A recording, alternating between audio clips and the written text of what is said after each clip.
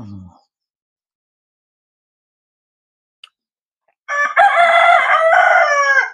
Hi friends, ఈరోజు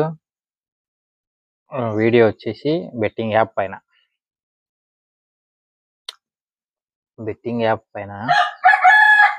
ఎందుకంటే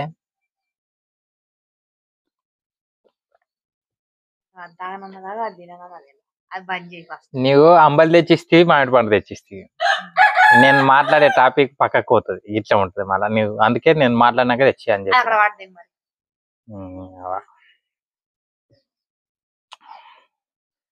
ఈ బెట్టింగ్ యాప్లు ప్రమోట్ చేయకూడదు. ఎందుకంటే మధ్యతరగతి కుటుంబాలు అనేది చిన్న భిన్నమైతాయి.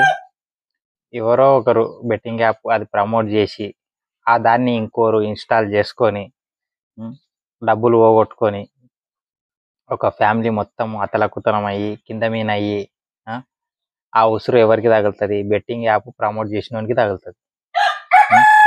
అందుకు బెట్టింగ్ యాప్లు ప్రమోట్ చేయకూడదు. ఎంత యూట్యూబ్లో ఫేమస్ అయ్యి బెట్టింగ్ యాప్లు ప్రమోట్ చేసి ఏమొస్తుంది మీకు? మంచి పేరు. యూట్యూబ్లో ఫేమస్ అయితే మంచి పేరు వస్తుంది. అవసరమా చెప్పది? కానీ ఆ కుటుంబం చిన్న భిన్నం అయితే ఆ ఉసురు మీకు కాదు, మీ ఫ్యామిలీకి మొత్తం తగులుతుంది. పైసలు పోగొట్టుకొని రూపాయి వేసి పోగు చేసుకొని సంపాదించుకుంటారు. ఇంకోటి వీళ్ళకు కూడా బెట్టింగ్ యాప్లు ఆడేట వాళ్ళకు కూడా ₹1 మనము వేరే వాళ్ళకి, సరే ₹1 కాదు ₹10 వేరే వాళ్ళకి ఇస్తాం. మనం ఆ ₹10 వాడు మనకు తిరిగి ఇస్తాడా? ఇయ్యడు. ఎందుకంటే మన పైసా కాబట్టి ఇయ్యడు. అటువంటప్పుడు వాడు బెట్టింగ్ యాప్ వాడు మనకు ఎందుకు ఇస్తాడు? వాడు ఇప్పుడు 50-60 వేలు పెట్టినప్పుడు వాడు రపమని గుంజేసుకుంటాడు. వాడు ఇయ్యడు. వాడేంటికి ఇస్తాడు నీకు?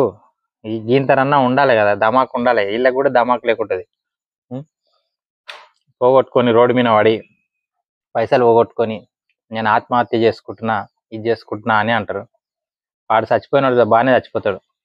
పెండ్లం పిల్లలు ఆగమైపోతారు. అందుకు బెట్టింగ్ యాప్లు ప్రమోట్ చేయకండి. అందరికీ నా రిక్వెస్ట్.